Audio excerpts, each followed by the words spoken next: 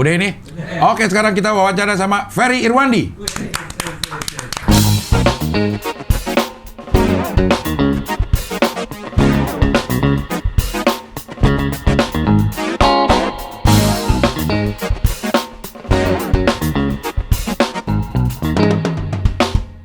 Anjay. Orang awak ya? Urang awak. Tapi lamo di Jambi. Lamo di Jambi. Cing Abdar orang? Orang awak. Bukan orang Betawi? Bukan. Kirain orang Betawi. Kenapa dipanggil Cing? Karena gue dulu ikut sinetron, Fer. Oh. Sinetron tuh ada peran yang jadi orang Betawi. Cing Nelan namanya. Jadi kesini-sini dipanggilnya Cing. Gitu. Jadi melekat ya? Iya. Tapi gue emang lahir di Betawi udah dari tahun 70 kan, lahir tahun 70, lahir di Betawi. Jadi Betawinya tuh lumayan kental gitu. Dan biasanya kan orang Minang gitu ya, kalau udah merantau ya udah. Iya. Dimarahin sih kalau di rumah masih pakai bahasa Padang. Oh. Jadi gue tuh pasif lah bahasa Padangnya. Lo aktif? Pasif. Native. Native. Walaupun juga perantauan ya. Iya. Cuma kan ya itu Cing, kalau sehari-hari bahasa Indonesia di Jambi. Cuma kalau lagi marah pakai bahasa Minang. Iya. Jadi Bacu Caruy. Iya. lama-lama paham gitu. Lo ke Jakarta kapan? 2009. 2009. Karena di stan itu. Iya, karena kuliah itu dong. Oh. Awalnya nggak pengen, awalnya udah dapat di Andalas Padang, Apa jurusan? ekonomi. Nah, terus? Lolos. Lolos stan, terus pindah ke Jakarta udah. Karena takut naik pesawat aku, Cing. Sampai detik ini tuh masih orang yang malas berpergian pakai pesawat. Jadi dulu mikirnya, udah gue sekolah di Sumatera aja deh. Gitu. Iya. Akhirnya milih stan karena gajian. Maksudnya dari sekolah udah digaji gitu. Lucu sih kalau ditanya kayak gitu, biasanya ya bingung aku jawabnya karena nggak milih. Jadi kayak nemenin temen ikut tes ke Padang dari Jambi.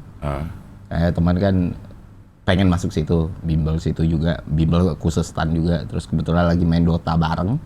Udah lalu temenin gue ke Padang gitu, tes stan. Ayo. Tesnya di Padang? Iya, waktu itu cuman ada di Padang, Palembang sama Medan kalau di Sumatera.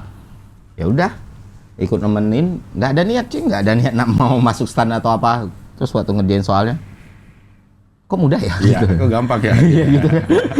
Nah, dan pikir, kalau kayak gini mah pasti lulus lah orang-orang gitu. Pas keluar ruangan ketemu teman-teman SMA yang ikut tes, soalnya susah banget. Bentar. Ini guanya yang lagi halusinasi waktu ngerjain atau gimana sih? Iya. Lu gimana, Fer? Nggak, gampang ah. Itu kan matematika logika ya. Lu nggak perlu ngapalin rumus, lu deret angka, probabilitas, lu bisa try and error, lu bisa dapetin satu jawaban dengan berbagai cara. Yang lebih sulit malah SPMB, zamanku namanya masih SPMB. Lu harus ngapalin rumus dan lain sebagainya gitu. Ya udah, tak lupain aja gitu kan, Ci. Tanggal 2 September. Ingat tuh tanggal 1 September 2009 pengumumannya keluar. Gue waktu itu udah di Unan, nggak niat untuk ngelihat sama sekali. Udah masuk? Udah ketahuan yang lulus siapa aja gitu. Yeah. Terus sekitar 90.000 sampai 100.000 lah pesertanya gitu. Yang lulus, yang angkatan gue tuh masuk 1.800 itu 1%, 2% lah. 2 sampai 4%. Nah, masuk, waktu pengumuman keluar, orang heboh kan di kampus. Biasanya setiap pengumuman stan itu pada heboh lah di kampus manapun gitu. Ini orang ngapain sih heboh? Gue masih main aja Dota. Terus pada SMS, kapan ke Jakarta? Ngapain gue ke Jakarta? Gue pun nggak ada keinginan gitu. Terus gue tanya balik, nggak ada yang bales kan. Nah, teman-teman yang gue tanya balik nggak ada yang bales nih, ngiranya gue lagi songong gitu loh, Cing. Siapa aja yang lulus? Emang siapa yang lulus? Kenapa gue di Jakarta? Pada kesel semua kan. Terus kok feeling gue nggak enak ya. Kira ada yang satu balas, kau lulus kata dia. Oh ya, pas ke warnet, ada. Ya udahlah. Tanya orang tua bilang terserah. Tapi karena stan gratis, kita berharapnya Ferry ngambil stan. Tapi ya terserah Ferry ya. Kalau udah digituin gimana lagi, Cing? Iya. Akhirnya pindah ke Jakarta 2009. Stan tuh berapa lama sih? 3 tahun. Karena kan dari SMA ke kuliahnya kan cuma ada jalur D1, D3 kan. Jadi lebih cepat. Umur 20 atau 19 aku udah PNS. Udah PNS? Iya, karena kan 3 tahun lulus, 16-17. Itu otomatis lulusan STAN PNS? Di tahunku tuh masih cuman ada tes namanya TKD di tahunku. Jadi kayak setelah lulus ikut tes TKD untuk nentuin instansinya mana. Dan kalau berapa poin masuknya kemana gitu sih. Dan lo dapat di Departemen Keuangan? Di Kementerian Keuangan, di Departemen Keuangan. Sekretariat Jenderalnya gitu. Di Sekretariat Jenderalnya. Itu memang ini yang passing grade tertinggi juga tuh, Depkew. Lulusan STAN untuk masuk ke Kemenkyu. Iya. Di tahunku tuh hamdalahnya semuanya masuk Kemenkyu. Jadi cuman masuk Kemenkyu dulu kan ada di tahun sebelumnya ada BPK, BPKP. Nah, tahun sekarang udah hampir ke semua KL bahkan Pemda gitu. Nah, di tahunku itu semua lulusannya masuknya Kemenkyu. Nah, yang nentuin tuh paling instansinya. Gitu sih. Itu disebar gak sih dari Kemenkyu ke departemen ke kementerian yang lain? Sekarang iya, Cing. Kalau dulu di tahunku enggak. Kalau sekarang tuh justru banyak di Pemda, banyak di KL lain, banyak di ini. Nah, dulu orang-orang Pemda itu dapetin ahli keuangan itu dari mana? Penerimaan umum. Sekarang sampai sekarang juga masih ada. Cuman ya sekarang di developnya STAN kan udah jadi BLU ya. Jadi ya lebih lebar lagi lulusannya. Makanya penerimaannya bisa lebih banyak. Kalau dulu di angkatanku ke atas gitu, yang lebih tua, penerimaan tuh paling dari 1.000 sampai 2.000 gitu. Sekarang tuh bisa nerima sampai 8.000 gitu. Nah, lebihnya disebar tuh ke kementerian-kementerian. Iya. Dan masuk berapa lama akhirnya jadi PNS? Hampir 10 tahun. Aku lulus 2012, nunggu penempatan setahun, waktu itu memoratorium. NIP 2013, resign akhir tahun kemarin. Oh, baru resignnya. Tapi udah kebayar ini ya? Apa? Ikatan dinas? Ikatan dinas kan sisa berapa bulan tuh, Cing? Aku bayar, aku mau keluar baik-baik gitu. Walaupun ngurusnya jadi ribet ya, alhamdulillah udah dibayar. Dibayar uang maksudnya itu? Iya, karena kan lulusan STAN punya ikatan dinas. Iya, berapa tahun? 10 tahun kalau dari D3. Kalau dari 2N plus 1 rumus ya. Kalau dari D1 berarti ya 2 kali 1 tambah 1. Gitu. 4 tahun. Bayar mahal gak sih? Apa tuh? Ada perhitungannya atau cuma ganti? Ada perhitungannya. Kebetulan di angkatanku kena kalau misalnya kita lulus terus nggak mau masuk ke Kemenkyu, mau keluar langsung itu kena penaltinya 70 juta. Nah, itu berlaku surut. Jadi misalnya udah masa kerja 7 tahun ya dihitung gitu. Nah, aku udah masuk masa kerja 10 tahun. Kalau misalnya aku keluar Oktober ini, aku nggak perlu bayar apa-apa. Cuman karena mikir, ya udah menetapkan ya maksudnya. Oke lah, ini harus ini udah waktunya untuk memilih. Aku milih jadi full time content creator. Milih ya udahlah di YouTube aja. Walaupun cuma tinggal nunggu berapa bulan lagi udah tak urus. Jadi ya. Gedean di YouTube dapatnya. Hal-halan yang di YouTube lah. Ya. Kalau masalah income mungkin besar di YouTube ya, tapi kan stabilitasnya. Sustainnya Cing itu yang bikin mikir apa ya benar dilepas ya, karena kan kalau kita jadi PNS ya aku nggak bisa bilang gajinya sedikit, tapi nggak yang normalnya ya, nggak akan yang bikin kita bisa punya rumah di Jakarta Selatan, Pondok Indah, itu normalnya gitu. Kalau pendapatan bersih kita dari gaji dan tunjangan doang yang itu ya kita nggak akan bisa punya kemewahan lah, tapi cukup untuk hidup dan menghidupi gitu sih. Lo udah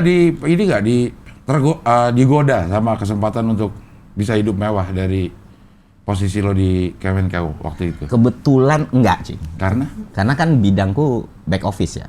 Maksudnya di kehumasan gitu. Aku ngurus PR, ngurus sosial media, bikin konten. Jadi kan nggak langsung ke end user, nggak langsung misalnya kayak ke masyarakat atau berurusan ke masyarakat. Jadi ya enggak. Dan alhamdulillah ya itu blessing lah ya, karena kita kan nggak pernah tahu kalau orang ada di kesempatan yang lain. Kita gampang tuh untuk ngomong seharusnya enggak. Tapi ketika kita harus ada di posisi itu dan ada pilihan yang semuanya sulit, itu kan integrity harus benar-benar diuji ya. Dan aku bersyukurnya ya 10 tahun di situ ya nggak ada dalam kondisi yang kayak gitu. Tapi ada posisi-posisi yang menyebabkan kita agak serba salah untuk ikut. Oh banyak, bukan cuma di Kemenq ya, Cing. Iya. Di semua instansi pemerintahan kalau kita udah urusannya sama masyarakat langsung kan godaan banyak ya. Dan ya seperti yang rame sekarang juga ya kita kan bingung gitu kan kalau misalnya kayak gimana ya saya ngomongnya. Itu pasti ada. Dan hakikatnya manusia itu kan ketika dia ngelihat kesempatan gitu dia pikir ini aman ya dia akan lakuin gitu. Bisa aja dia lakuin. Dan kalau memilih enggak, bisa aja dia menimbulkan resiko yang lain. Iya. Misalnya ya kayak orang yang langsung berurusan sama masyarakat, pajak, bea cukai gitu, atau lelang DJKN. Tentu kita nggak bisa pungkiri potensi itu ada sekali. Dan besar ya. Dan besar. Mau sistem kayak gimana pun itu akan sulit menutup potensi itu kan. Iya. Cuman kalau dipikir lagi ya, makanya balik lagi ke orangnya dan individu masing-masing itu. Lu punya tanggung jawab nggak sama ini? Lu punya integriti nggak atau ini? Termasuk ya alasan aku keluar dari Kemenq, karena aku pikir ketika aku punya side job, ketika aku udah ngonten di YouTube dan ternyata ini energi aku keporsir nih di sini, terus aku udah dapat income di sini, ada deep inside tuh aku ngerasa nggak adil sama Kemenq. Iya, aku ngerasa itu pun aku ngerasa aku tidak melakukan sesuatu yang baik kalau aku begitu serakah nggak mau kehilangan penghasilan tetap tapi mau dapat penghasilan yang besar, rasanya hidup nggak semudah itu. Jadi ya atas integriti itu aku milih untuk ya mending keluar. Aku pun udah mikir kayak gitu daripada nantinya Cing ya daripada. Dan aku ngerasa ya niat baik itu selalu berujung baik lah. Insya Allah kalau kita punya niatan baik, kita melakukannya dengan baik, hasilnya juga akan baik. Jadi walaupun orang nanya dulu ya kan masih bisa jalan bareng, itu Kemenq loh kok lu tinggalin gitu. Lah kan lu cuma nge-YouTube, lu nggak ngapa-ngapain juga, apa sih salahnya tetap jalan sama-sama? Kalau YouTube lu hancur gimana? Kolaps gimana? Kalau penonton lu sepi gimana? Kan lu nggak mungkin balik lagi ke Kemenq. Pikir-pikirlah dulu sambil jalan aja dulu. Itu banyak banget yang bilang. Ya jawaban aku gampang, kalau ternyata YouTubeku kolaps nantinya ya aku cari kerja yang lain. Aku dulu awal-awal jadi PNS karena beban itu gede ya untuk ngidupin beberapa dapur gitu. Terus kita juga beli nyicil mobil, nyicil rumah dan lain sebagainya, nyiapin persalinan. Aku sambil ini, Cing, nge-Grab. Awal 1 tahun 2 tahun kerja. Ada 3 tahun, hampir 3 tahun aku nge-Grab. Terus aku pikir lagi kalau emang ternyata YouTube aku sepi lagi, ya udah sih, aktifin akun Grab lagi. Jadi ya udahlah, aku udah kalkulasiin, kalaupun enggak ya coba apply ke Job Street gitu. Ya udah itu sih. Tapi yang angkatan lo nih, yang seumuran lo sekarang nih, ada yang kaya raya? Kaya raya ya? Nggak tahu, Cing. Kaya raya di Banjar ya secara apa namanya? Kayaknya untuk raya, untuk kaya mungkin ada, untuk raya enggak. Dan rata-rata kalau yang emang mencapai kesuksesan kayak gitu ya bukan di Kemenq lagi. Kan udah banyak tuh yang keluar. Nggak, maksud gue yang di Kemenq. Angkatanku 2009. Nggak ada. Karena kan kami semua itu di angkatan 2009 masuk ya, itu bahkan belum ada yang jadi pejabat struktural. Karena kan di PNS birokrasi beda kita di swasta ya, setahun kerja kita bisa naik entry manager, middle manager. Kalau ini enggak. Memang ada durasinya ya? Iya. Harus berapa lama ada di posisi itu? Harus berapa lama untuk naik golongan, naik pangkat. Objektivitasnya, subjektivitasnya itu banyak banget. Jadi bahkan angkatan atasku pun belum di fase untuk memegang level manajerial gitu. Jadi lama ya memang ya. Nggak kayak polisi kalau punya prestasi, ada kenaikan pangkat istimewa gitu. Lama, Cing. Kan udah diatur undang-undang. Misalnya naik pangkat sekali 4 tahun, naik pangkat golongan ya sekali 4 tahun gitu. Iya. Jadi kalau dibilang kaya raya ya aku bisa. Kayaknya nggak ada. Belum. Dan harusnya sampai di level, harusnya PNS tuh nggak akan kaya raya gitu. Harusnya ya. Makanya kayak yang kemarin yang eselon 3 bisa punya kekayaan seperti itu. Aku nggak bilang salah, tapi itu aku bisa pastikan tidak wajar. Iya. Dan bukan dari gaji. Dan nggak mungkin. Kalau cuma dari gaji dan tunjangan nggak mungkin. Entahlah dari mana sumbernya ya. Kita serahkanlah kepada pihak yang berwajib. Takutnya Cing salah ngomong kan. Iya. Gitu. Ini kan dugaan. Cuman ya entah kalau masalah kewajaran atau ketidakwajaran itu tidak wajar. Dan sepantasnya emang diusut. Iya.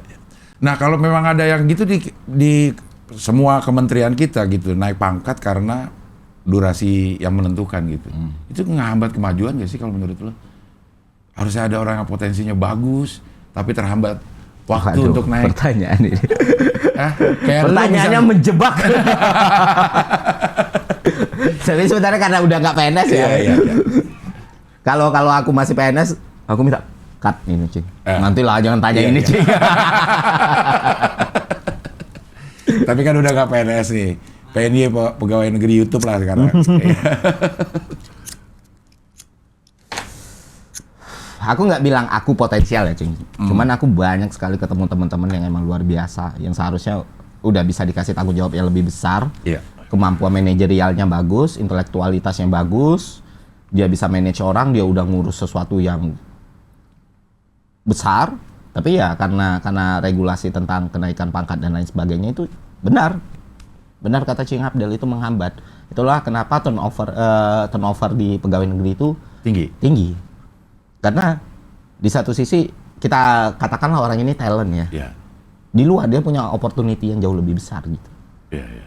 Jadi ya aku kira itu bisa jadi evaluasi ya, soal kenaikan pangkat, soal sumber daya manusia, soal bagaimana seharusnya birokrasi menilai kemampuan dan ketidakmampuan seseorang gitu. Kadang banyak potensi-potensi besar itu harus terhambat cuma karena masalah administrasinya. Yeah. Dan itu suka atau tidak harus diakui masih jadi pekerjaan rumah untuk Republik ini, Cing, untuk membenarkan sistem seperti di itu. semua kementerian. Di semua kementerian. Karena memang peraturannya satu itu ya. Satu peraturan untuk semua kementerian. Iya, itu kan undang-undang ASN ya. Jadi kayak dan itu berpuluh-puluh tahun bertahan gitu loh. Kayak nggak ada orang yang berusaha fight untuk ngubah itu. Karena ya udah dari dulu kita juga nunggu kok. Banyak, Cing, ya namanya di PNS itu doktor masih pelaksana tuh banyak. Karena masa kerjanya yang belum nyampe. Masa kerjanya, pangkat golongannya, karena subjektivitasnya. Misalnya, oh ya udah deh kalau syaratnya gitu kan setiap kita kuliah kita penyetaraan ijazah tuh bisa naik. Ada tesnya, ada mekanisme yang lain. Yeah. Nah, ada orang yang berpikir ya udah gue kuliah aja terus gitu. Biar cepat karir gue. Yeah. Pas dia balik ke kantor, orang nggak ngelihat dia sebagai talent nih, sebagai orang yang potensial untuk naik jabatan. Yeah. Kenapa? Karena dia ngabisin waktunya untuk kuliah. Yeah. Sementara pengalaman dia di lapangan dianggap sedikit gitu. Akhirnya orang ini yang punya ijazah S3 misalnya, dia ngerasa dirinya capable, dia ngerasa apalagi yang harus gue lakuin, denial dong. Gue di luar ini bisa dihargain lebih bagus dong. Nah itulah kenapa beberapa orang memilih jalan yang lain, keluar dari PNS dan lain sebagainya. Tapi aku nggak kayak gitu. Baru bukan petanya. Aku nggak ngerasa diriku potensial dan nggak ngerasa. Aku termasuk orang yang percaya sama prosesnya sih.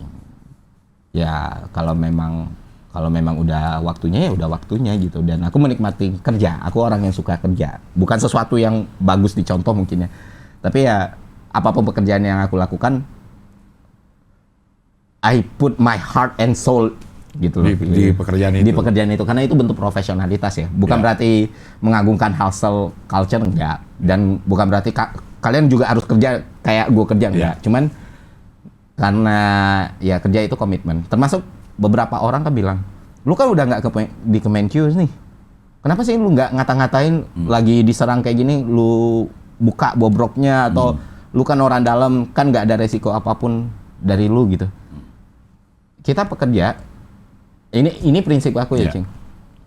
Ya memang nggak ada resiko apapun dan itu akan jadi clickbait yang luar biasa untukku gitu loh. Aku bisa sangat untung nih. Misalnya sekarang aku bahas tentang Kemenkyu. Aku nggak ada resiko apapun, aku bisa sangat untung. Aku tambahin bumbu misalnya. Tapi ada value dan ada apa ya? Ada nilai yang aku pegang gitu loh. Aku nggak akan jadi orang. Kemenkyu nggak sempurna, nggak sempurna. Ada banyak hal yang harus diperbaiki. Tapi aku nggak akan jadi orang yang nggak tahu rasa terima kasih gitu loh, Cing. Iya. Yang tiba-tiba setelah keluar terus memanfaatkan wave-nya, terus gini loh asli ini untuk kepentinganku pribadi. Sementara 10 tahun aku hidup di situ. Banyak teman-teman yang udah kuanggap saudara sendiri. Dan ketika aku melakukan kayak gitu, oke, aku mendapatkan keuntungan, tapi teman-temanku yang bekerja itu menambah beban mereka. kita bisa bilang ada oknum yang seperti itu, ada orang yang seperti itu, dan misalnya oknumnya banyak, oke, itu bisa diterima. Tapi kita juga nggak bisa pungkiri ada orang yang benar-benar kerja di situ. Apalagi aku tahu kan, jadi ya aku memilih untuk tidak memanfaatkan isu terkini untuk keuntunganku pribadi, untuk memuaskan egoku. Tapi di satu sisi ya aku terus ngikuti gitu. Jadi ya itulah kenapa agak memberi pelajaran lah gitu. Oh ya, ternyata di satu sisi aku jadi tidak menyesali keputusan itu. Jadi kayak ini loh hikmahnya gitu. Kenapa rasa untuk keluar itu kuat banget padahal semuanya itu terlihat baik-baik saja. Nah, coba kalau aku sekarang masih di kantor sih. Aku masih statusnya pegawai. Itu kan akan sangat sulit ya, akan sangat menyulitkan gitu loh. Tapi kalau sekarang waktu orang nanya, kenapa nggak bahas Kemenkyu? Ya udahlah, udah banyak yang bahas kok gitu. Doain aja yang terbaik untuk Republik gitu. Dan orang-orang yang harusnya mendapat keadilan tetap mendapat keadilan. Karena Pak masih lebih banyak yang kerja bener ya. Walaupun mungkin kalau dilihat dari lo ada beberapa posisi yang bisa berpotensi untuk kerjanya nggak bener. Angkatan lo masih jauh sampai ke posisi itu. Masih sangat. Berarti kerjanya sebenarnya benar. Aku bisa bilang ya orang-orang yang aku kenal banyak kan ya orang-orang yang brilian, orang-orang yang luar biasa gitu. Orang-orang yang emang mereka nih nggak ada urusan nih, tapi karena isu ini semakin melebar kemana-mana ya mereka masih sering curhat tadi. Harus sampai nginep di kantor, harus melakukan pekerjaan yang jauh lebih berat lagi karena hal ini terjadi gitu. Padahal ini bukan salah mereka, bukan ininya mereka, bukan perkara mereka, perkara anak dari itu kan wow. Jadi kayak lebih kayak simpati gitu loh. Dan aku nggak mau yang jadi orang yang menambah beban itu gitu. Tapi di satu sisi kan aku berdaulat penuh atas diriku sendiri. Aku memilih apa yang aku mau omongin dan nggak aku omongi gitu. Dan aku juga ketika misalnya ada yang maksa, lu harus buat konten ngebela, tunggu dulu nih. Nggak juga gitu loh. Jadi ya udah, aku ngerasa nggak setiap hal aku harus relevan. Gitu. Nggak setiap hal harus aku punya opini atas semua yang terjadi di dunia ini kan enggak. Dan selama ini kan juga gitu, Cing. Nggak semua kasus atau nggak semua masalah atau nggak semua isu aku bahas di kontenku karena aku kan manusia, masih ada keterbatasan gitu. Nah, lo memilih kontennya untuk lo bahas apa? Sesuatu yang aku ngerti. Jadi selama ini semua yang ada di konten lo itu memang lo aku pelajarin dan aku pahami. Aku pelajari, aku pahami. Sorry, Cing. Aku pelajari, aku pahami. Kayak ngomongin politik luar negeri. Segala macam. Dan setelah aku riset dan bisa aku pertanggungjawabkan. Nah, kalau itu nggak bisa aku pertanggungjawabkan, itu cuma sebatas opini tanpa bobot, aku nggak akan mau. Untuk itu mungkin bisa mendulang view, riding the wave, sesuatu yang lagi tren yang lagi dibicarain orang, tapi ya aku nggak butuh itu gitu loh. Kalau nggak ada yang bisa aku kasih, nggak ada nilai tambah yang bisa aku kasih, ya ngapain aku buat, Cing? Nah, lo mempelajari kan jauh dari apa ya, kerjaan lo, dari background akademis lo. Itu pelajarannya kapan? Dengan beban kerja sebagai ASN yang Kemenkeu cukup tinggi beban kerjanya ya? Sangat tinggi. Di bagian manapun gitu kan, walaupun lo bukan ngurusin secara bea cukai enggak. Kalau ditanya kapan ya gini, Cing. Satu, aku orang yang kekurangan waktu tidur mungkin ya. Itu udah kayak bertahun-tahun kayak gitu, aku tidur paling 3 jam, 2 jam. Dan berarti kan ketika waktu tidurku kurang, waktu luangku banyak gitu. Itu udah aku coba untuk perbaiki, ya masih kayak gitu-gitu aja. Jadi ya aku belajar untuk nerima lah.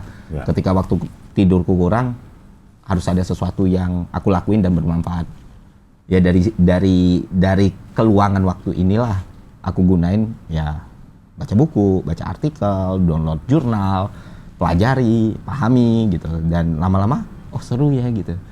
Nah, ketika misalnya aku ngerasa ini harusnya bukan cuma aku yang tahu nih. ini akan lebih baik kalau lebih banyak orang lagi yang tahu. Ya. Akhirnya aku buatin jadi konten itu sih. Jadi konten lo kan sendiri ngomong sendiri. Maksudnya lo nggak ada diskusi tentang sesuatu yang akan lo sampaikan ini benar atau enggak atau oh kalau think tank-nya ya. Think tanknya gitu.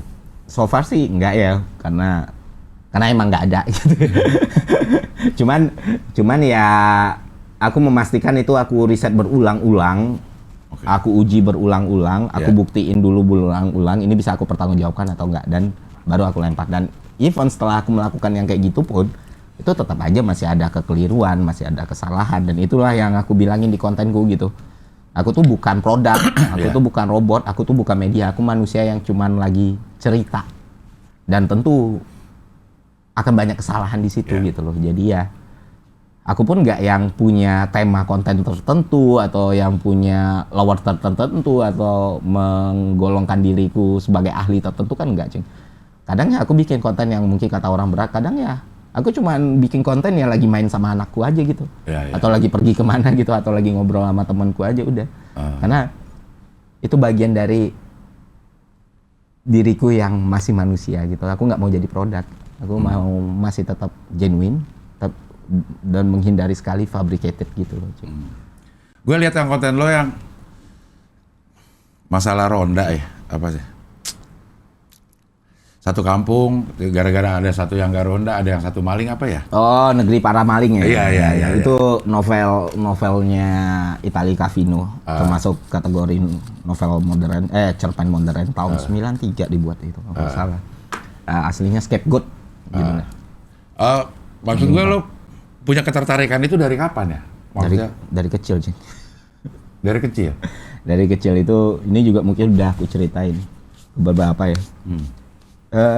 Aku punya privilege, aku lahir dari orang tua yang punya pendidikan oke. Bapakku dosen hukum tata negara. Dari kecil dibudayakan untuk membaca. Jadi ya kondisi juga membuatku harus membaca, karena kan kita waktu itu nggak punya ART, bapak ibu kerja. Rumahku tuh cuma tiga rumah dari perpustakaan daerah. Jadi setiap nunggu orang tua, aku nunggunya di situ gitu loh. Dari situ, dari yang awalnya cuma baca-baca komiknya western, lama-lama tuh kayak mulai nyari-nyari cerpen, nyari-nyari sastra lama, nyari-nyari hal-hal yang emang ada di perpustakaan daerah waktu itu gitu loh. Kayak novel-novel layar terkembang, Salah Asuhan, Ave Maria Jalan Layang ke Roma. Itu dari aku umur 7 tahun 8 tahun udah aku sikat itu, Cing. Nah, karena budaya membaca ini tertanam dari kecil, aku ngelihat membaca itu bahkan bukan lagi hobi gitu. Itu suatu keharusan yang kebutuhan yang dilakukan manusia, sama kayak makan dan minum. Dan kalau ditarik lagi dari kepercayaan aku beragama, oh ya ternyata itu ibadah gitu. Perintah Tuhan pertama kan Iqra. Iqra diberi tanda untuk kaum-kaum yang berpikir kan gitu-gitu. Jadi ya karena proses pembentukan ini 32 tahun sesuai dengan umurku, jadi ya kalau ditanya emang interest atau enggak itu terbentuk dari kecil, hal yang terbentuk dari kecil. Dan ketika aku sadari, aku pun membiasakan hal yang sama ke anakku gitu. Jadi berbahasa Indonesia dengan baik dan benar, enggak yang kalau dari kecil enggak yang berbicara gibberish yang kayak berbicara baik gitu. Dari kecil udah dibangun dialektika ya, karena begitulah cara orang tuaku ngajarin aku. Dan itu bagus, dan lu duplikasi ke anak lu. Iya. Dan oh ya ternyata ngerti loh. Nggak semua parenting zaman dulu itu jelek. Loh gitu. Kadang ya kita harus tebang pilih, kan orang-orang lihat modern parenting itu wah, ada hal-hal yang emang ternyata cocok-cocokan juga gitu. Nah, itu salah satu hal yang aku terapin ke keluarga aku. Ya. Tapi kan anaknya juga berpengaruh loh. Maksudnya anak lo juga nerima itu. Apa itu sesuatu yang bisa kita paksakan? Enggak sih kayaknya, Cing. Karena kebetulan anak kan baru satu. Dan ternyata emang menerima gitu. Dan kalau dia nggak mau ya kita akan cari metode yang beda. Karena kan anak ini punya identitasnya sendiri, karakter dia sendiri. Dan aku punya keterbatasanku sendiri gitu. Aku nggak bisa membentuk anakku menjadi Ferry Irwandi selanjutnya. Karena dia punya IP-nya dia. Dia punya interest-nya dia atau enggak. Jadi walaupun anakku perempuan, dari awal ya aku beri kebebasan sebebas-bebas dia untuk memilih apa yang dia suka dan dia nggak suka. Jadi ya bener, kalau menurutku nggak bisa dipaksain. Cuman ya kebetulan cocok aja gitu. Ya. Maksud gua kalau misalnya kita kasih anak lingkungan yang seakan-akan ya lo hidup harus begini gitu, tanpa memberikan paksaan. Disodorin aja semuanya. Nih hidup memang kayak begini gitu kan, akhirnya dia terpaksa ikut karena ngerasa oh hidup harus kayak begini, harus baca buku, harus ini segala macam. Itu lo sediain fasilitas itu. Gua sediain fasilitasnya, Cing. Jadi kayak gua kerja keras, sangat-sangat keras kan tujuannya cuma satu. Iya. Menjamin dia punya banyak pilihan. Jangan sampai pilihannya semakin berkurang gitu. Iya. Karena kan kalau cuma untuk kebutuhan pribadi, ya rumah udah ada, mobil udah ada, makan udah bisa milih tempat makan ya udah enough. Iya. Punya waktu untuk main game, punya duit untuk beli skin Mobile Legend, udah kalau aku. Cuman kan aku nyari lebih lagi sih ya, supaya anak ini punya semua kesempatan dan peluang. Jadi ketika dia interest dengan sesuatu, fasilitasnya ada. Iya. Itu sih, ya emang duit kan nggak dibawa mati. Ya, tapi hidup butuh duit sih. Tapi hidup butuh duit, makanya. Sebagai salah satu instrumen kita bisa nyediain pilihan buat anak. Jadi apa aja kita kasih, kita akan tahu interestnya dia kemana. Iya. Itulah fungsinya duit tadi. Iya. Tapi jadi, kan menurut lu jadi bukan enggak, lo setuju atau enggak setuju anak adalah investasi? Enggak lah. Atau kita adalah investor anak? Enggak juga. Enggak. Aku enggak ngelihat anak sebagai investasi sih. Iya. Anak itu adalah buah keegoisan manusia untuk apa ya? Buah keegoisan manusia ketika mengikuti naluriahnya. Berkembang biak. Iya. Gitu.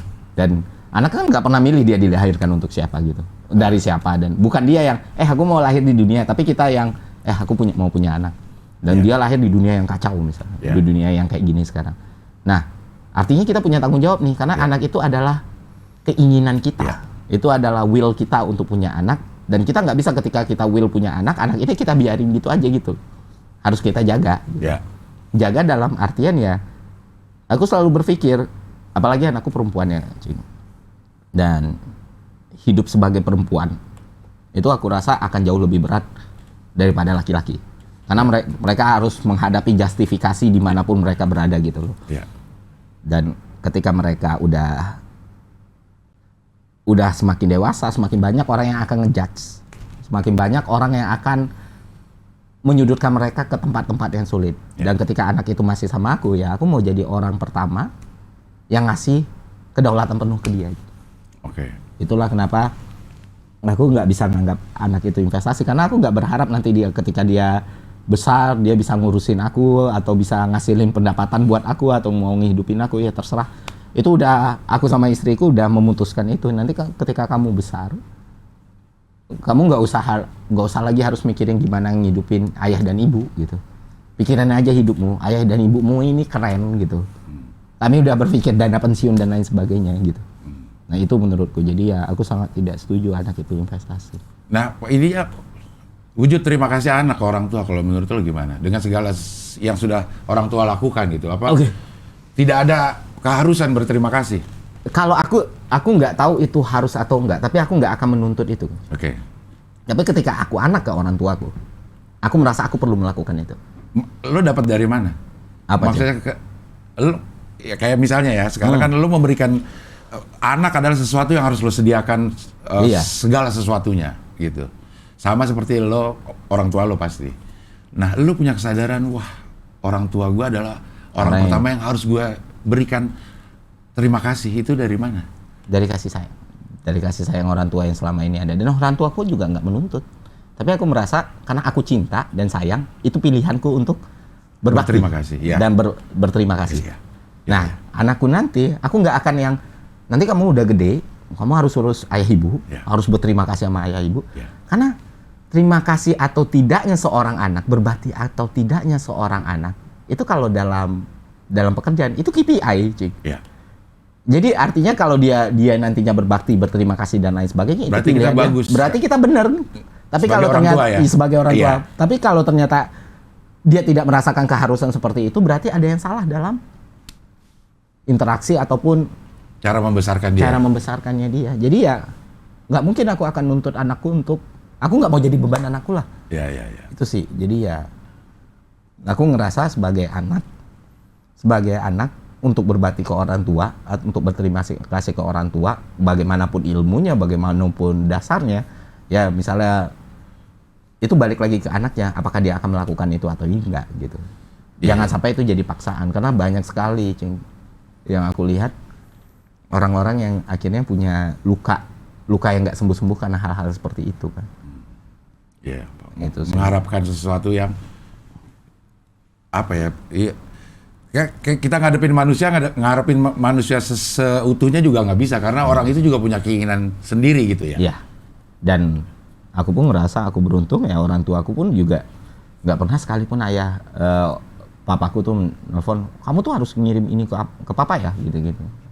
Padahal aku tahu situasinya tidak seenak dulu untuk beliau gitu. Dan di situ aku belajar, iya memang. Toh ya ketika anak itu udah bebas ya dia punya kedaulatan penuh. Dan aku nggak memaksa. Tapi ketika dia berbakti misalnya atau berterima kasih ya jelas senang. Itu sih kalau viewku ya. Lo kan juga kemarin tuh lagi rame tuh filsafat ngomongin. Gue lihat di Reddit, stoikisme ya gitu-gituan tuh. Tahun lalu ya. Tahun lalu ya. Gue cuman sedikit agak terusik ya, masalah kita tidak usah terlalu memusingkan apa yang ada di luar kendali kita, gitu. Sehingga satu saat kita nggak berhasil terhadap sesuatu, kita nggak terlalu kecewa. Nah, gue sebagai orang tua nih, maksud gue ketidakberhasilan gue tuh mungkin bisa gue terima, tapi ketidakberhasilan anak. Nah, ketidakberhasilan gue itu akan berpengaruh kepada kemampuan gue untuk membuat anak berhasil. Itunya gimana supaya ya slow aja lah. Karena ada efek dari mungkin untuk guenya sendiri. Iya ya sebenarnya nggak usah gue terlalu pikirin lah.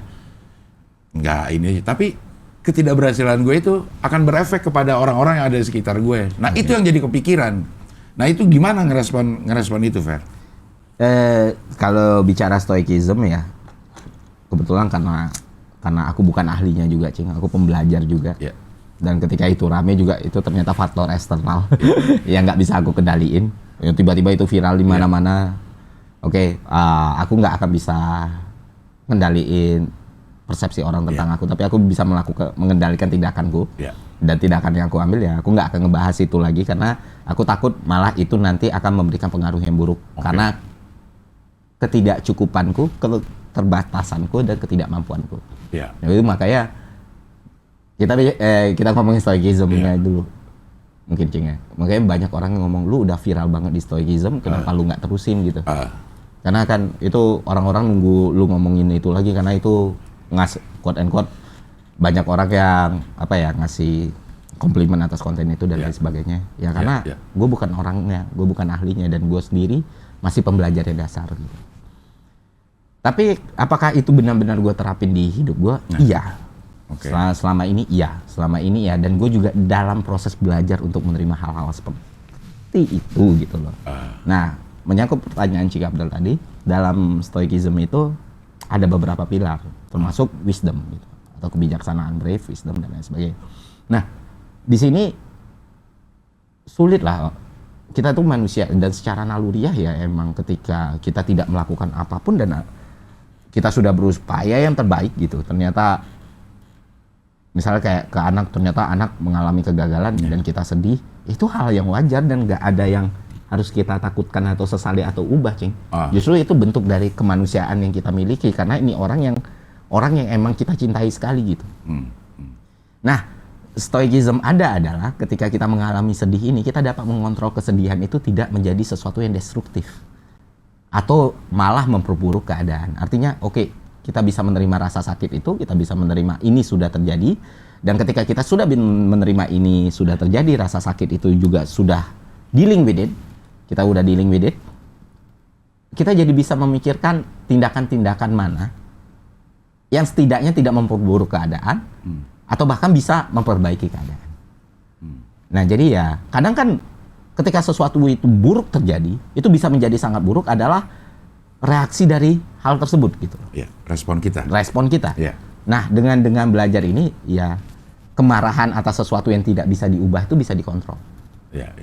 Dan akhirnya marah itu hal yang natural. Sedih itu hal yang natural. Peduli itu hal yang natural, dan stoikism itu bukan hadir untuk membunuh hal itu. Nah, kebanyakan orang kan ketika Berarti ketika kita belajar stoik, kita bisa ignorance, kita nggak peduli, atau kita kalau marah itu nggak stoik, kalau sedih itu nggak stoik, nggak gitu, nggak gitu konsepnya. Tapi stoik adalah knowledge semua feeling dan emosi yang kita rasain. Itu yang aku pelajari ya dari Seneca, terutama Epictetus. Jadi ya ketika aku di posisi yang sama, ternyata orang yang aku sayang itu mengalami situasi yang tidak aku inginkan, ya aku mempelajari dulu rasanya. Terus setelah aku bisa menerima rasa itu, aku ngelihat probabilitas apa aja yang bisa aku lakuin dari 1 sampai 5 gitu misalnya. Haruskah aku kayak gini, haruskah aku kayak gini, haruskah aku kayak gini, dan kalau aku kayak gini aku bakal kayak gimana gitu. Eksternal nggak akan bisa kita kontrol. Jadi kecewa wajar? Kecewa wajar. Itulah yang sering kesalahan persepsi orang adalah stoicism itu berarti lu nggak boleh kecewa. Kalau lu sakit ya lu terima aja. Itu salah kaprah. Iya, dan itu wajar lah ya, terjadi di society ini ya, bukan kayak mininya apa, nangkepnya gimana gitu. Nah, tapi ya pelan-pelan juga orang belajar. Jadi makanya setiap orang nanya itu lagi ke aku bilang, lu baca bukunya gitu. Ini bukunya ini. Nah, di situ lu simpulin sendiri apa yang bisa lu ambil atau enggak. Dan kalau misalnya bukan bukunya, aku mereferensikan orang yang jauh lebih kompeten dari aku untuk ngomong itu. Itu sih. Cuman masalahnya gue malas baca buku. Tapi kan metode belajar di era digital ini semakin banyak kan. Iya. Sambil nyetir kita dengar podcast, sambil ingin kita audiobook pun udah ada gitu. Jadi dan menyenangkan sih, kayak kalau misalnya di mobil kita dengerin buku audio gitu, orang ngebacain sebuah buku sambil jangan nyetir. Percaya itu efektif gitu. Atau mau tidur dengerin podcast yang emang Ray Dalio misalnya, hal-hal seperti itu tuh. Nah, kalau YouTube siapa yang lo tonton? Di Indonesia? Iya. Banyak. Aku tuh penonton YouTube. Dan orang kan sering nanya tuh, wah konten channel-channel di YouTube yang lu tonton yang kayak gimana? Pasti yang intelek, yang pasti yang berat. Kagak, gue nonton Bobon Santoso, gue nonton Winda Basudara, gue nonton Selos, gue nonton Vindes. Apalagi yang sering aku tonton ya? Channel-channel kecil gitu, ada YouTuber jago banget, masih muda namanya Aubrey Satagusta. Terus gue bahkan nonton ini yang paling sering gue buka WWE, Smackdown, itu gue suka banget. Highlight bola ya biasa, gue normal gitu, kayak gue nggak ngerasa harus ada sesuatu yang harus gue packaging supaya terlihat keren gitu, nggak. Ya emang faktanya kayak gitu, karena bagi gue YouTube itu bukan tempat edukasi. Semua orang punya pilihan gitu. Nggak harus semua konten itu harus edukatif gitu. Siapa yang bilang? Kalau konten lu menghibur ya menghibur. Kalau konten lu ngasih value ya ngasih value. Kalau konten lu itu cuman untuk bagian dari aktualisasi diri lu, ya monggo. Terus kalau konten itu emang lu tujukan untuk mendapatkan profit dan margin, mendapatkan keuntungan, mendapatkan uang, dan selama itu tidak merugikan orang lain dan itu halal, ya why not? Hidup udah banyak aturan, makin diatur-atur lagi gitu sih. Itu yang aku sering challenge ke orang-orang gitu, kayak makanya aku nggak pernah juga nyebut kontenku edukatif atau aku orang yang idealis. Apaan idealis gue? Lo tidak idealis, lo merasa tidak idealis? Enggak idealis dalam definisi filsafat maupun idealis dalam persepsi orang-orang, nggak sama sekali. Ya. Karena tapi pragmatis artinya enggak? Mungkin bahkan oportunis, bahkan realistis. Ada kesempatan lo gue ambil gitu. Selama itu sesuai dengan rambu-rambu yang lo taruh sendiri. Iya, aku ngerasa kayak dengan segitu gampangnya ngomong diriku idealis, dengan segitu gampangnya bilang semua videoku itu adalah karya, ya aku nggak akan berkembang kemana-mana cuy. Masalah seseorang itu idealis atau enggak, seseorang itu punya prinsip atau enggak, seseorang itu punya pendirian atau enggak, itu kan bukan sesuatu yang bisa dibilang dengan lidah dan mulut. Tapi itu datang dari orang lain gitu. Aku nggak peduli orang lain mau ngomong aku realistis, idealis, oportunis, pragmatis dan lain sebagainya. Dan mungkin ada beberapa orang yang lihat aku sebagai seseorang yang punya prinsip, ada yang lihat aku sebagai seseorang yang sangat tidak punya prinsip. Itu kedaulatan mereka secara penuh, itu barang publik. Kita nggak bisa ngatur juga. Iya, at least aku melakukan apa yang kupikir harus aku lakukan. Dan aku tidak akan melakukan sesuatu yang kupikir tidak harus aku lakukan. That's it. Sebenarnya semuanya juga tergantung kita memandang ya orang yang berubah-ubah, banyak yang bilang dia nggak konsisten. Iya. Coba buat dia mungkin gue konsisten berubah. Konsistensi gue adalah berubah-ubah gitu. Jadi tergantung kita aja ya. Iya, Kalau kita enak berubah-ubah, enak jadi kutu loncat ke mana-mana gitu ya. kayak orang Minang ya, saya satu itu ya. Football manager. Iya, jalannya apa yang lo suka aja dan nilai orang beda-beda itu ya. Ya. Dan kalau segitu gampangnya kita menjuluki diri kita sendiri, Cing. Kita sendiri yang repot kok. Iya. Nanti suatu saat kita punya ada pilihan, ada suatu kondisi yang mana kita harus melakukan sesuatu yang bertentangan dengan apa yang kita obral selama ini kan, siapa yang malu? Siapa yang akhirnya menanggung beban itu? Ya kita sendiri. Jadi ya, aku pikir juga setiap orang nanya, bahkan beberapa nanya kemarin, kayak, Bang, lu habis keluar ke Menkyu, mau jadi politisi nggak? Hari ini sih belum tahu lusa. Iya. Kan lebih enak aku. Betul. Bang, kalau ada tawaran partai, mau nggak? Mau kalau harganya cocok. Oh, kalau orang lain kan mungkin akan berbunga-bunga itu, Cing. Wah, idealisme, prinsip. Why not? Aku cuman, ya nggak tahu hari ini sih nggak ya. Nggak tahu besok gitu. Jawaban aku selalu kayak gitu loh. Iya. Karena aku ngerasa aku bukan manusia yang punya kekuatan untuk mempertahankan sesuatu sebegitunya gitu. Karena hidup itu kan dinamis sekali. Iya. Tapi ada hal yang memang harus aku tanamkan di dalam pikiran, dalam jiwa,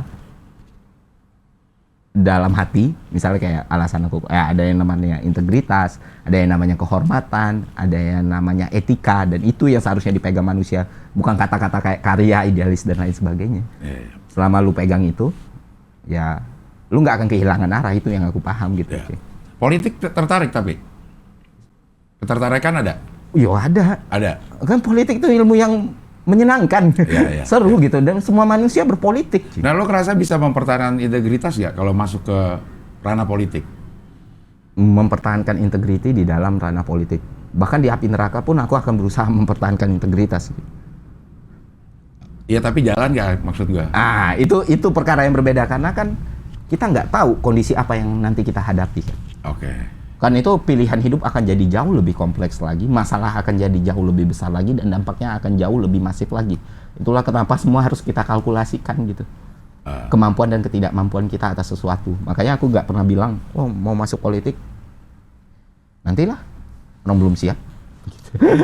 Iya. Atau, oke, kayaknya udah siap. Gitu. Ya. Kalau masalah ketertarikan ya, Tertarik pasti ya? Kayaknya semua orang nggak tahu ya, maksudnya kayak, gue nggak peduli politik. Tapi ketika kita memperhatikan berita politik dan kita getting emotional with it, ya berarti kan mau nggak mau itu terpapar. Bagaimana manusia bisa lepas dari politik? Ya. Sedangkan semua keputusan itu diambil secara politis. Iya. Nah, kalau lo ngelihat sekarang, dalam kondisi sekarang, lo kira-kira fit nggak berada di partai politik? Sekarang nggak. Apa? Bukan harganya yang nggak pas ya? Misalnya ada sesuatu yang mengharuskan lo ada di partai politik. Oke, lo nggak bisa milih lagi, lo ada di partai politik. Dengan pandangan lo sekarang, dengan pengetahuan lo sekarang, tuh fit nggak ada di partai politik? Kalau aku sekarang? Iya. Enggak, Cing. Karena pertama aku mau santai. Nggak bisa santai di politik, benar. Ya nggak akan bisa santai di politik. Aku baru keluar sih dari pekerjaan gitu. Iya. Kayak aku mau kuliah, aku mau menghabiskan waktu lebih banyak ke anakku gitu. Oke. Jadi ya sangat-sangat tidak fit untuk partai politik. Sekarang partai politik manapun ya, dari yang besar, menengah, sampai gurem pun aku nggak akan fit di situ. Oke. Karena bukan soal tentang apa yang aku berikan ke mereka atau yang mereka berikan ke aku, tapi ya ini fase yang mana aku harus menyayangi diriku sendiri nih setelah sekian lama gitu. Jadi ya kalau masalah fit atau enggak, ya enggak. Kalau sekarang. Iya. Itu kan dari segi lo memang pengen menikmati dulu lah. Iya. Cuman maksud gue, gimana cara ngomongnya ya? Dengan kondisi sekarang. Perpolitikan Indonesia dengan segala integritas yang lo punya, dengan segala kemampuan lo berpikir dan menghasilkan sesuatu, itu bisa jalan nggak di partai politik? Nggak bisa. Nggak bisa juga itu. Terlepas dari lo pengen santai ya? Iya. Karena sebersih-bersihnya partai politik sih sekarang. Sekarang ya? Iya, sekarang makanya.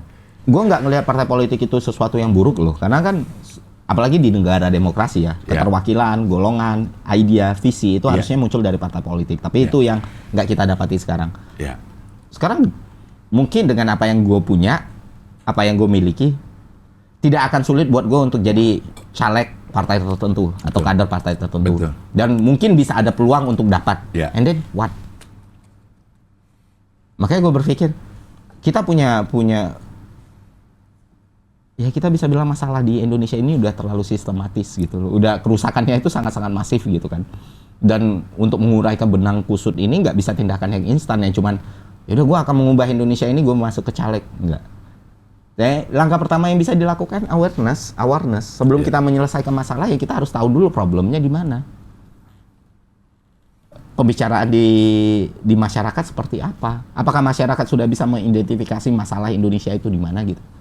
Nah ini kan yang belum bisa dicerna dengan baik oleh kita semua gitu. Nah bagaimana kita bisa menyelesaikan masalah kalau kita sendiri gagal dalam mengidentifikasi masalah sebenarnya? Itulah kenapa gue bilang ketika gue masuk ke partai politik sekarang, it's not gonna fit for me. Jadi ya itu mungkin akan memberikan kesempatan yang lebih besar buat aku, tapi ya aku cuma nggak tahu dapat bayangannya apa yang bisa aku lakukan. Tapi kalau awareness-nya itu udah muncul, politik udah lagi tidak tarung soal tokoh, soal identitas, tapi udah soal gagasan, itu mungkin akan jadi field yang seru untuk masuk Untuk gitu. terjun ke situ. Iya. Nah, kita nggak akan bisa mengubah generasi ini dan generasi ini, Jan. Itu udah terjadi. Ya. Tapi seenggaknya generasi di bawah, mereka sudah sadar, oh ini toh. Pada akhirnya kan kita berharap kepada generasi selanjutnya bisa menjadi generasi yang lebih baik dalam memahami ini. Itu yang harus kita sadari. Bagaimanapun yang kita lakukan, ya generasi yang sudah, orang-orang yang sudah hidup lebih duluan dan lebih berkuasa misalnya, untuk menjatuhkan status quo seperti itu, ya kita nggak bisa cuma modal nekat. Itu sih yang aku pandang, Cing. Jadi ya, makanya aku kuliah lagi, makanya aku belajar lagi, makanya aku berusaha untuk menghabiskan waktu dengan lebih banyak orang lagi, ya supaya aku tahu, oh ternyata aku masih sebodoh ini. Gitu. Ya. Nah, lo mau ambil S2 di? Central Queensland University. Itu apa tuh? Universitas yang ada di universitas negeri atau swasta di sana? Di Australia negeri. Negeri. Lo pakai LPDP? Nggak daftar juga? Aku nggak juga. Aku melihat mungkin untuk sebagian besar masyarakat Indonesia mereka cuma punya satu pintu untuk mewujudkan mimpi kuliah di luar negeri. Iya. Dan syukurnya Gusti Allah kan ngasih aku pintu yang lain gitu. Ada kesempatan yang lain. Bukan berarti orang yang ngambil pintu itu salah ya. Iya. Tapi oh ternyata aku masih ada Opsi lain. Opsi lain nih. Iya. Dan aku pikir ya akan bijaksana kalau aku ngambil opsi yang nggak semua orang bisa ini gitu. Terlebih dahulu sebelum masuk ke opsi yang satu, yaitu beasiswa tadi. Iya. Jadi aku ngelihat, aku iseng, Cing, aku meng-IPO-kan diriku sendiri gitu loh. Kayak gue mau kuliah, gue punya channel YouTube, gue bisa promosiin brand kalian, kita bisa kerjasama, ya gue buatin konten kalian, entah apapun bentuknya nanti, tapi kalian bayarin sekolah gue. Ada udah? Deal? Hampir deal. Aku ngomongnya hampir deal lah. Iya. Karena selesai kan dari sini ya mau dealing nih? Hah? Selesai dari sini mau dealing. Tapi ya alhamdulillah, oh ternyata di luar. Aku dari awal waktu bikin konten itu ngerasa, loh gak akan laku lah, siapa yang mau bayarin sebanyak itu. Ada gitu. Ya udahlah. Tapi ya doain aja lah, Cing. Jadi ini bukan beasiswa lah, ini bisnis ya. Lo bisnis. Bisnis ya. Lo dibayarin ya lo bayar pakai konten gitu. Iya. Aku suka hal-hal yang lebih, aku nggak suka bahasa-bahasa berbunga gitu loh, Cing. Iya. Ini loh, ini nyatanya. Iya. Supply demand. Iya. Sponsor lah ya. Iya, sponsor. Jadi ada kewajiban yang lo harus lakukan juga. Yap. Nah, tapi kan kalau aku ngambil LPDP, misalnya aku lulus, walaupun kemungkinannya kecil sekali untuk aku lulus misalnya, atau beasiswa, itu kan berarti ada satu kursi yang aku ambil. Betul. Ya mungkin naif ya, cuman aku mikir satu kepribadian, satu orang, satu nyawa itu artinya mahal gitu. Iya. Ya udah mending pakai opsi yang lain. Mungkin S3 nanti baru cari beasiswa lagi atau scholarship lagi, karena kalau nyari sponsor untuk S3 kayaknya kegedean. Iya. Nah, ambil apa? Jurusan apa? Masih ekonomi juga, manajemen sama MBA. Sekaligus 2 itu ya? Double degree sih. Double degree? Ya. Jadi lo akan ada 2 gelar begitu di Kalau lulus. Kalau lulus. Iya. MBA dan MM. MM. Iya, kuliahnya lo ke sana nih.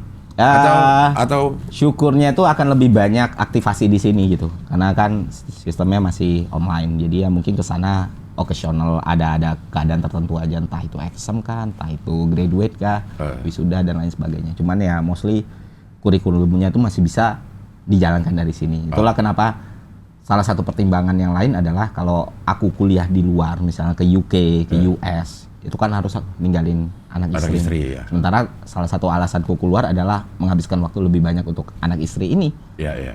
Jadi aku nyari solusi. Oh ada program kayak gini. Gitu. Kuliahnya di sini bukan online kan? Maksudnya di sini juga buka kelas dia? So far masih online. Masalahnya dosennya kan dari sana, Ci. Oh. So far jadi masih online. Ini berlaku hanya untuk lo atau banyak orang? Ada beberapa orang sih yang ngambil kelas itu sama. Karena kan bisa dibilang harganya premium ya, Ci. Ya. Mahal ya? Ya, mahal. Iya. Untuk ukuranku ya, Iya. mahal.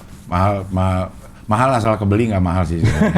Makanya aku bingung tadi jawab mahal. Iya. Mungkin untuk Cikapdel nggak mahal. Iya. Dan lo ada kemungkinan nggak balik berbakti untuk negeri lewat PNS? Enggak lah, kan udah keluar, Cik. Emang nggak bisa ya? Bisa, balik lagi? Seharusnya sih bisa. Ada temen yang udah pernah resign terus masuk ke instansi yang beda. Kayaknya bisa ya. Cuman ya, ini udah pet yang aku pilih. Kalau aku balik lagi PNS ya. Iya.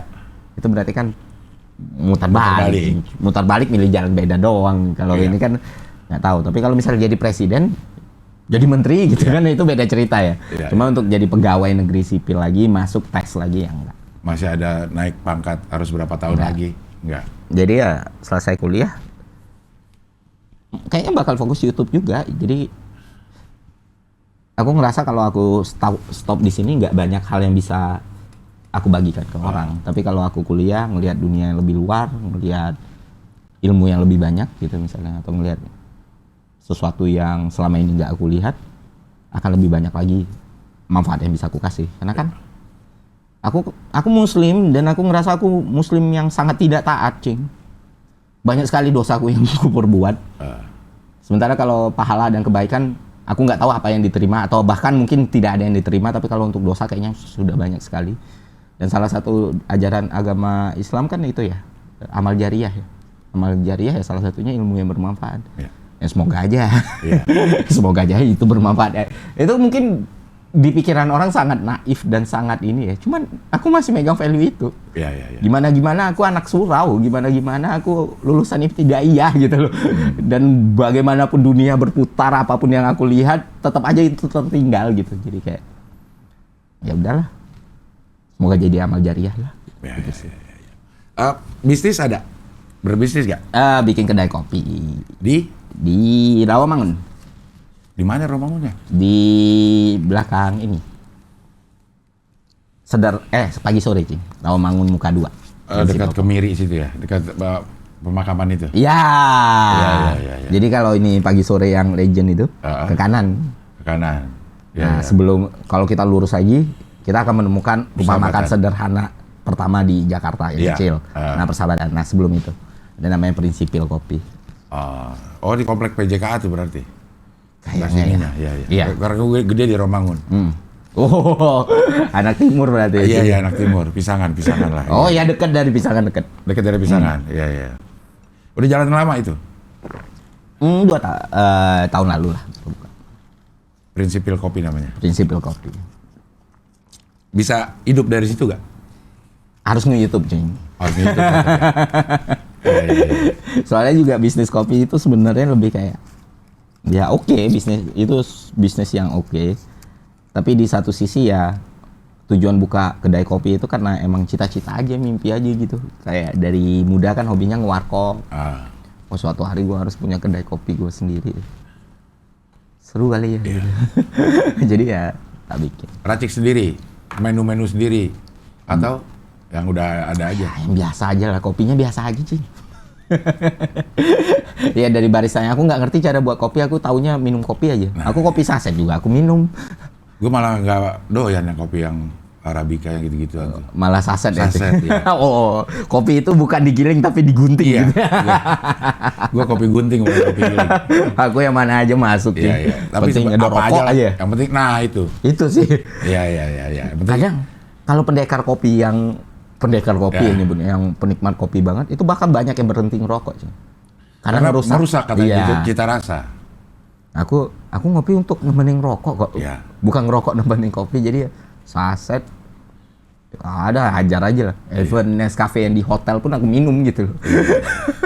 Pakai gula gak? Loh. Kadang pakai, kadang enggak, Cing. Tergantung, kalau aku ngerasa aku butuh glukosa, aku udah kelelahan, aku butuh karbo, ya aku pakai. Iya. Makanya kadang orang bikin hidup ini udah banyak aturan, ditambah aturan-aturan lagi kan pusing. Pokoknya ada aja kita ambil ya. Iya. Wah, lu kan punya kedai kopi, lu kan pebisnis kopi, lu harus mengerti filosofi kopi. Filosofi hidup gua aja gua nggak ngerti. Yang penting enak ya. Kayak kalau kita mengurangi justifikasi ke manusia yang lain itu meringankan hidup kita kok. Ya, betul. Terserah lah, yang penting kamu tidak berbuat jahat dan melanggar hukum. Ya. Mau pakai gula, mau pakai garam, ya terserah. Ya. Lebih santai jalanin hidup juga ya. Iya. Ya. Oke lah Fer, terima kasih sudah datang ke sini. Udahan memberikan pencerahan. Mau ke Kuningan kan. Dan gara-gara nggak interview jadi nggak dapat kuliah lagi. Iya. Jalanan mudah-mudahan nggak banjir ke sana, lancar. Amin. Mudah-mudahan karena gue udah janjiin berkali-kali dengan kondisi yang tidak bisa kita atur di luar kita. Ya, tapi akhirnya terjadi juga udah. Alam mempersilangkan kita di sini. Thank you, Jeng. Terima kasih, sehat terus. Aku Salam juga buat mau terima kasih udah diundang. Makasih telah menemani masa kecil saya dengan humor-humor yang menyenangkan. Halo, ngeliat Mama Abdel ya kali. Nah, favoritku tetap Muklis sih. Itu omku tuh sampai yang ketawa tebal. Wah, ATM juga tuh naik Muklis. Iya. Itu tuh membekas gitu. Membekas, Thank you Bang. Oke, terima kasih sekali lagi. Sehat selalu. Salam buat keluarga ya. Thank you, Jeng. Oke, sampai ketemu lagi di wawancara dengan tamu berikutnya. Mantap.